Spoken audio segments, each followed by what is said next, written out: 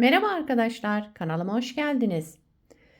Şöyle bir bebe yünüm var. Bununla bugün harika bir model başlayacağız. Orta kalınlıkta bir bebe yünü, 100 gram 250 metre uzunluğu olan iplerden. İpime uygun kullanacağım şiş 3 numara. Yapım aşamalarına geçmeden önce kanalıma abone değilseniz abone olup videolarımı da beğeniyorsanız beğeni yapmayı, yorum yapmayı, beni desteklemeyi unutmayın. Şimdiden hepinize teşekkürler. Dilerseniz yapım aşamalarına geçelim. Evet, şöyle lastiği hazırladım. Bu modelin ilmek sayısına gelince 5 ve 5'in katları artı 4 olması gerekiyor. Yani her model 5 ilmekten oluşuyor. Şöyle en sonuna da 4 ilmek ekliyoruz. Model 4 sıradan oluşuyor. Hep bu 4 sıranın tekrarını yapacağız. Şimdi modelin birinci sıra ön yüzündeyim. Kenar ilmeğimi örmeden aldım. Kenar ilmeğinden sonra 2 ilmek ters. Sıradaki 3 ilmeğe geldim. Bakın şu şekilde. Önce bir artırma yaptım. Daha sonra bu 2 ilmeğin yerini değiştiriyorum. Öndekini arkaya, arkadakini öne aldım. Yani birinci ilmeği arka taraftan sol şişime taktım. İkinci ilmeği de ön taraftan tekrar sol şişime taktım ve bu iki ilmeği ikisini bir örmeden aldım. Şöyle. Sıradaki ilmeğimi düz ördüm. Bir sonrakini şu örmeden aldığım iki ilmeği şöyle alarak bu ördüğüm ilmeğin üzerinden geçirdim, bıraktım. Yani 3 ilmekten bir ilmek çıkarmış olduk burada. Tekrar bir ilmek artırma yaptım. İlmek sayısını eşitledim. Arada 2 ters ilmek şu şekilde 1 2. Daha sonra sıradaki 3 ilmeğe gelince önce bir artırma, daha sonra bu 2 ilmeğin yerlerini değiştiriyorum. Yani ortadakini öne alıyorum. Ve 2 ilmeği bir örmeden alıyorum. Bir sonraki ilmeği düz ördüm ve örmeden aldığım bu 2 ilmeği ikisinin üzerinden geçirerek bıraktım. Yani ördüğüm ilmeğin üzerinden geçirerek bıraktım. Tekrar bir artırma yaptım. 2 ilmek ters, 3 ilmeğin ortadakini öne alıyorum. Şöyle bunu öne aldım. Ve ikisini örmeden alacağım. Ama önce bir artırma. Artırma yapmayı unutmayalım. Daha sonra bu iki ilmeği örmeden alalım. Sıradaki ilmeğimizi düz örelim.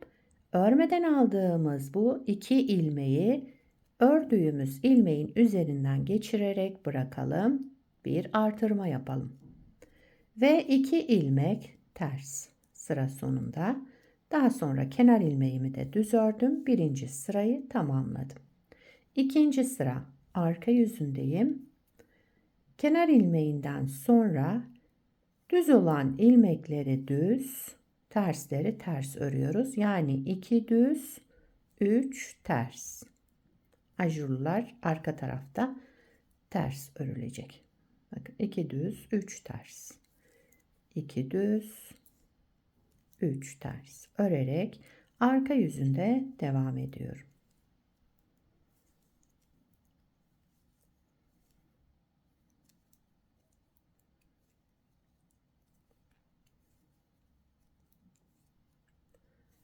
Sıra sonunda 2 düz ilmek, daha sonra kenar ilmeğimi de düz ördüm. İkinci sıramı tamamladım.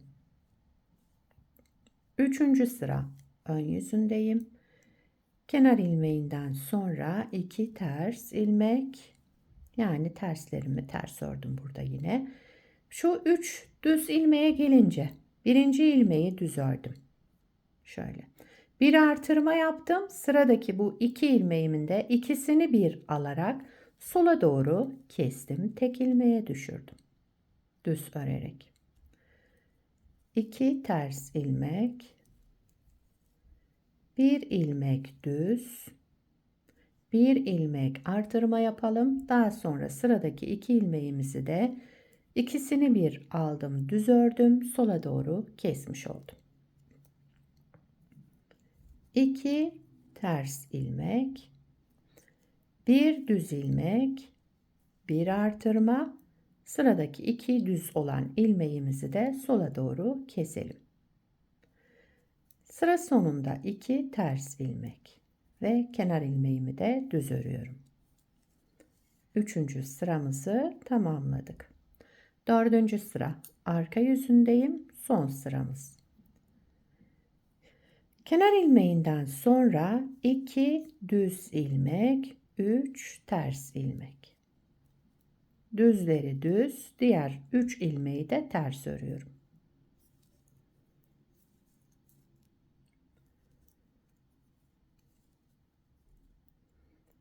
Evet, modeli bir kez kurduk. Modelimiz hep bu 4 sıranın tekrarından oluşacak. Güzel, şöyle kabartmalı ve de ajurlu bir model. Kenar ilmeğimi de düz ördüm. 4. sıramı tamamladım.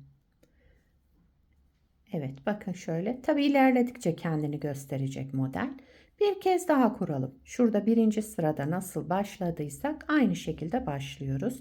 Modelde kaydırma yok.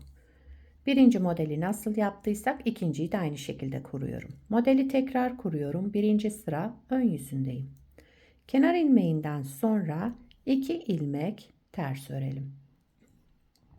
Bu 3 ilmeğe gelince önce bir artırma yapalım. Daha sonra ortadaki ilmeği öne alıyorum. Sol şişimde bakın ortadakini öne getirdim ön taraftan. Ve bu 2 ilmeğimi örmeden aldım. İpim arka tarafta kalacak. Bir sonraki ilmeğimi düz ördüm. Şöyle. Ve bu örmeden aldığım 2 ilmeği ördüğüm ilmeğin üzerinden geçirdim, bıraktım. Tekrar bir artırma yaptım. 2 ilmek ters. Şu 3 düz ilmeğe gelince önce bir artırma yapalım. Daha sonra ortadaki ilmeğimizi öne alalım. Öndekini arkaya aldım yani. Ortaya almış oldum. Ve bu 2 ilmeği örmeden aldım. Daha sonra bir düz ilmek. Örmeden aldığım 2 ilmeği de şu şekilde aldım ve ördüğüm ilmeğin üzerinden geçirdim. Bir ilmek artırma yaptım. 2 ilmek ters örüyorum aradaki ters ilmeklerimiz. Burada da aynı işlemi yapacağız. Ortadaki ilmeğimizi öne alalım. Önce burada bir artırma yaptım. Daha sonra ortadaki ilmeğimi öne aldım. Bu ikili çapraz yaptığım ilmeği örmeden aldım. Bir sonrakini düz ördüm. Bu 2 ilmeği aldım ve ördüğüm ilmeğin üzerinden geçirdim. Bir ilmek tekrar artırma yaptım. Sıra sonunda 2 ters ilmek, daha sonra kenar ilmeğimi ördüm. 1. sırayı tamamladım. 2. sıra arka yüzündeyim. Kenar ilmeğinden sonra 2 düz, 3 ters. Yani düz olan ilmeklerim düz, diğer 3 ilmeğimi de ters örüyorum.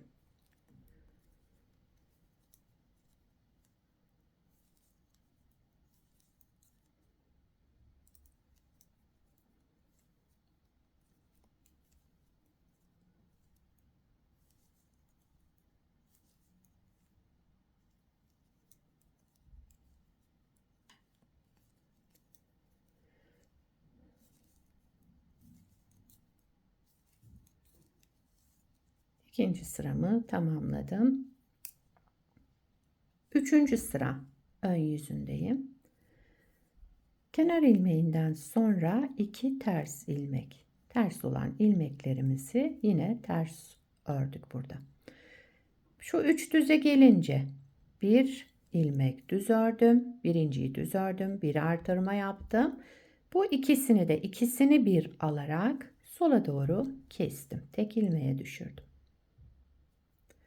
2 ters ilmek, bir düz ilmek, bir artırma, sıradaki 2 düz ilmeğimi de topladım, sola doğru kestim. 2 ters ilmek, 1 düz ilmek, 1 artırma, daha sonra 2 ilmeği sola doğru keselim. Sıra sonunda 2 ters, kenar ilmeğinde düz örüyorum. Üçüncü sıramızı tamamladık. Dördüncü sıra arka yüzündeyim. Son sıramız dördüncü sıramız. Kenar ilmeğinden sonra yine 2 düz, 3 ters ilmek örerek devam ediyoruz.